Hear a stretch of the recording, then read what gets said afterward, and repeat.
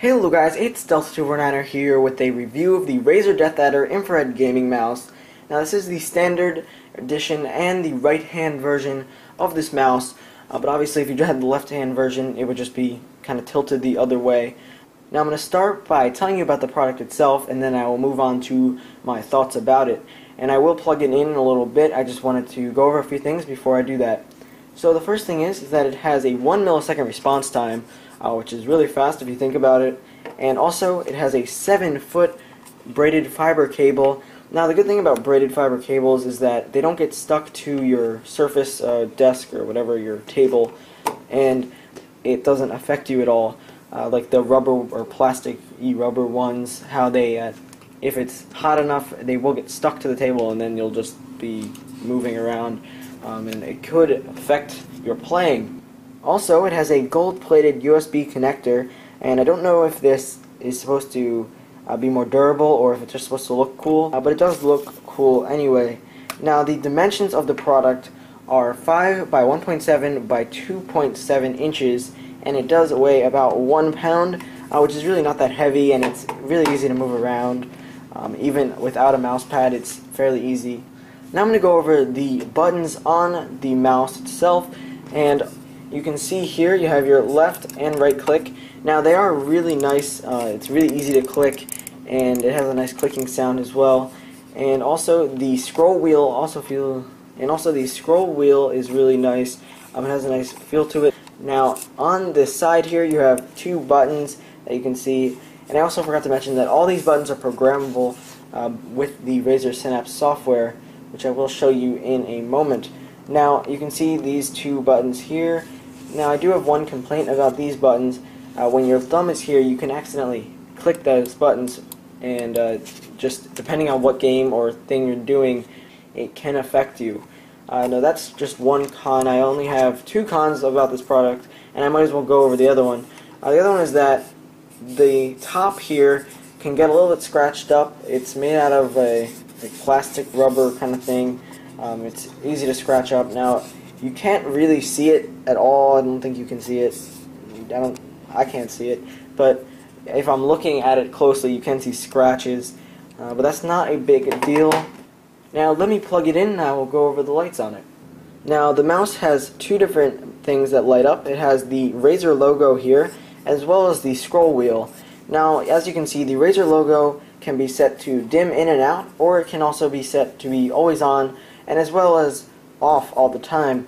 And the scroll wheel can also be set on or off depending on what you like, and you can set that in the Razer Synapse software, which is actually very easy to use and has a lot of things you can change about this mouse, such as the sensitivity.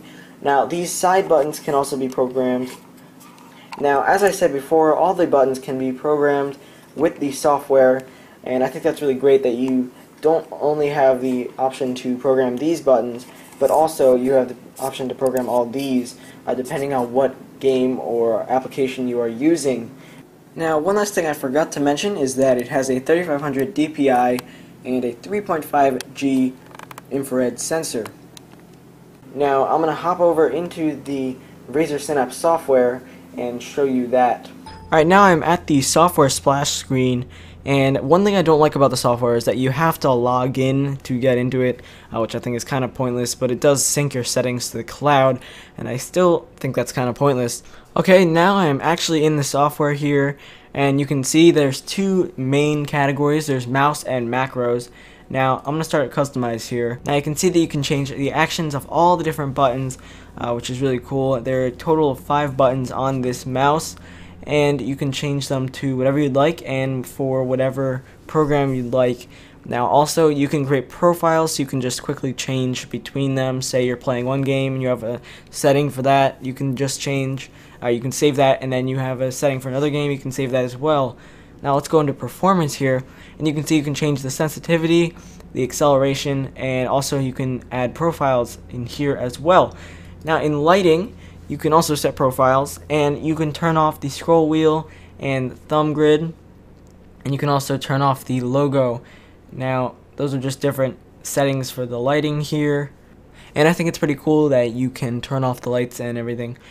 Now let's go over to macros here, and you can set macros for any game you'd like, which I think is pretty cool, and it doesn't just work for certain ones. So I think that's really cool that you can do that. Now I'm going to give you my final thoughts on the mouse, and a lot of people ask me, is it worth buying a Razer mouse? And I actually do think so, because you don't know how good these mice are until you actually have one. And I had an old PS2 mouse before, and I thought it was good, but then I got this, and this is so much better. It's so much easier to move, and the buttons are so much easier to click, and I just think it's great. Now it also has these two buttons that I did not have before, and you can program them per application, which I think is really cool. And also on the back you have these feet, which they are the perfect size. They don't affect anything on the mouse, and so you can see the camera there.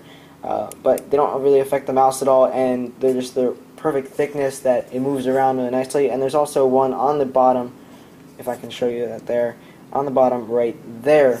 And yeah, that's about it for this review. Now if you have any questions, you can of course leave those in the comments below, and I will get back to you as soon as possible. And a like and a favorite would be greatly appreciated. Also, if you're new to the channel, make sure you subscribe for more daily content. Thanks for watching.